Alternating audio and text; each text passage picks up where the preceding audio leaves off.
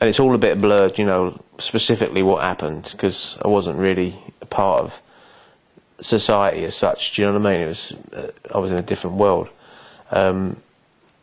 But a couple of days before, you know, it sort of climaxed health-wise. I remember going to the toilet and being sick, which was pretty much an everyday occurrence, you know.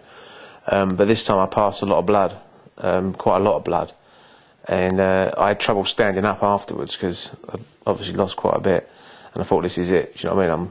I'm going to die. And I remember saying, you know, please God help me. I'm sorry, I've screwed up, and just take me now, take my life, and I'll come back again. Like, you know what I mean? Just really rambling.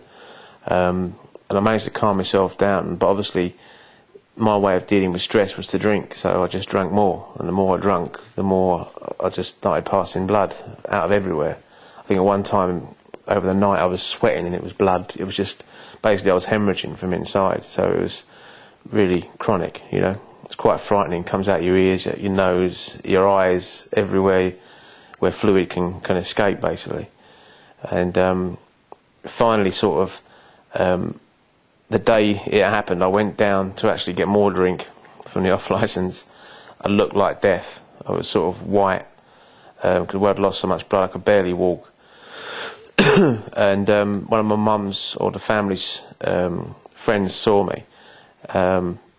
I don't even remember acknowledging them, but apparently they went over and saw my dad and said that he looks like he's dying.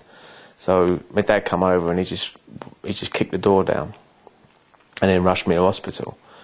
And I lost it in hospital completely because I'd lost so much blood. There wasn't enough blood going to the brain at that time. And I just remember sort of swearing and really losing it, and my family being around me. I don't remember them coming. It wasn't a normal perception of time, just people turning up. And I just remember being really scared, and I thought the doctors were all trying to kill me, and do you know what I mean? It was just really quite surreal. And then that's the last thing I remember, and I woke up sort of 3 weeks later in intensive care. But apparently what happened was this was at Queen Mary's Hospital in Sidcup. They couldn't deal with it, it was too much for them. So they shipped me out to Tooting, which is St George's Hospital.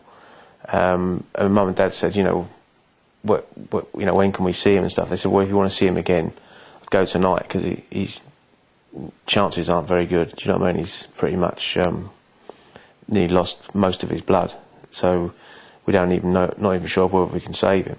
But they managed to sort of pull it off, because I think I've got a good constitution and stuff, you know. So I'd up until that point, I'd lived quite a healthy life, and yeah. So like 3 weeks later, I sort of started coming around. I'd lost the motorations in my legs, and muscle tissue had been eaten and stuff where I hadn't been consuming food. And they said, like, how long has your son been living on the street, to my mum? And she said, well, he's got his own flat and he's got a job. Do you know what I mean? They said, well, normally when they bring him in that state, they've been on the street for a few years, you know. So it was pretty dire. And then St George's got me back to a healthy level. I was walking and starting to make a full recovery. And then they passed me over to King's College in Denmark Street, who are experts in the liver. I think they're one of the leading experts in Europe. And then I was with them, and then gradually I just sort of started to get my life back together, And then eventually I was discharged, and it was all pretty dark for a while, Obviously I felt that the psychological side of it had actually subsided.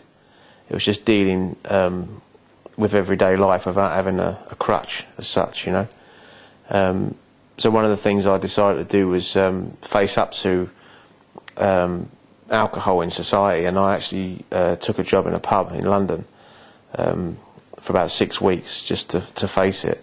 And I felt that was a really important turning point for me, because basically I was fronting up to it, because really with booze you can't live without it in life. It's everywhere, So you've got to learn to live with it but not use it,